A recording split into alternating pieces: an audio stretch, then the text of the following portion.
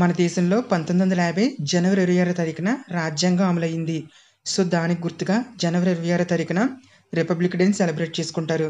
ఈరోజు రాజ్యాంగంలో పేర్కొన్న ప్రజాస్వామ్యం, సెక్యులరిజం, సమానత్వం యొక్క విలువలను హైలైట్ చేస్తుంది.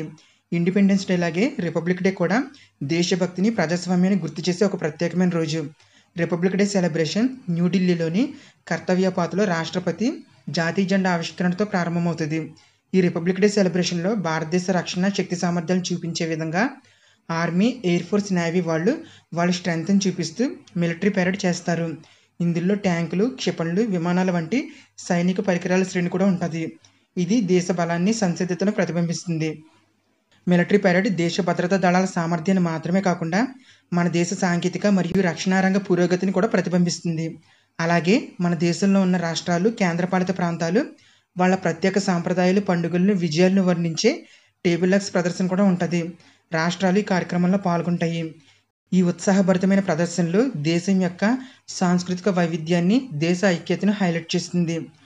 రిపబ్లిక్ డేకి ముందు రోజైన జనవరి 25వ తారీఖున భారత ప్రభుత్వం ప్రతిష్టాత్మకమైన పద్మ అవార్డులను, శౌర్య అవార్డులను ప్రకటిస్తుంది. కానీ ఈ అవార్డులు భారత రాష్ట్రపతి చేత మార్చి లేదా ఏప్రిల్లో జరిగే ప్రత్యేకమైన కార్యక్రమంలో ప్రదానం చేస్తారు. ఈ అవార్డులు కళలు, సాహిత్యం, సైన్స్ అండ్ ప్రజాసేవతో సహా వివిధ రంగాల్లో ఉన్న వ్యక్తుల అత్యుత్తమ కృషి, ధైర్య సాహసాలకు ఈ అవార్డ్స్ ఇచ్చి వాళ్ళని గుర్తిస్తాయి. ఏవియేషన్ డిసిప్లే ఇది భారత వైమానిక దళం చేసే ఉత్సాహభరితమైన విమానయాన ప్రదర్శన. ఫైటర్ జెట్లు, హెలికాప్టర్లు, ఏరోబాటిక్ విన్యాసాలను ఇందులో ప్రదర్శిస్తారు. ఇది ప్రేక్షకులకు ఆశ్చర్యాన్ని కలిగిస్తాయి.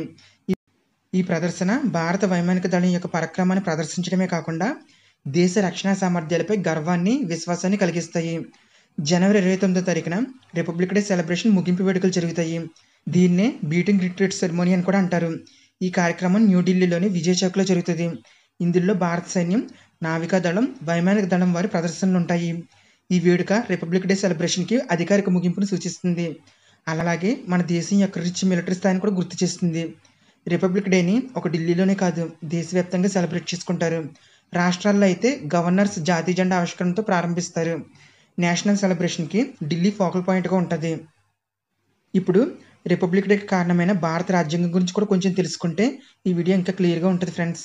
రాజ్యాంగం అనేది దేశాన్ని ఎలా పరిపాలించాలి, ఎవరికి అధికారాలు ఉండాలి, దేశం ఎలా ఉండాలి, ప్రజల ప్రాథమిక హక్కులు ఏంటని తెలిపే ఒక రూల్ బుక్. దేశానికి సుప్రీం లా.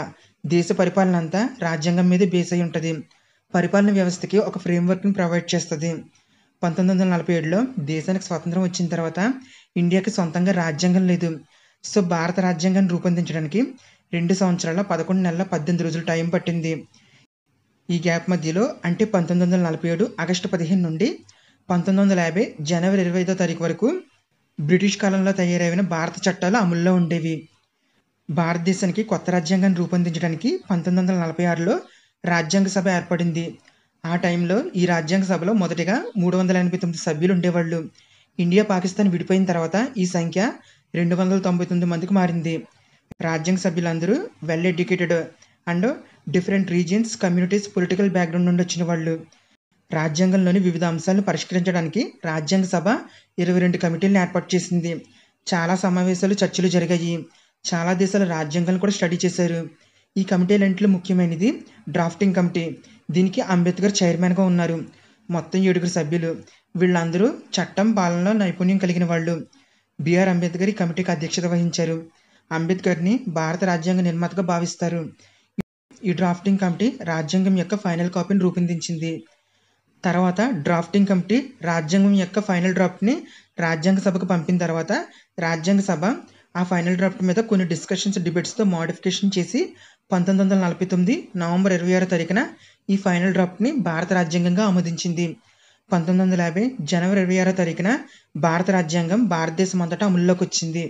చివరిగా రాజ్యాంగాన్ని కాలంతో పాటు పరిస్థితులకు, అవసరాలకు తగ్గట్టు మెజారిటీ పార్లమెంట్ సభ్యుల సపోర్టుతో సవరణలు చేయొచ్చు.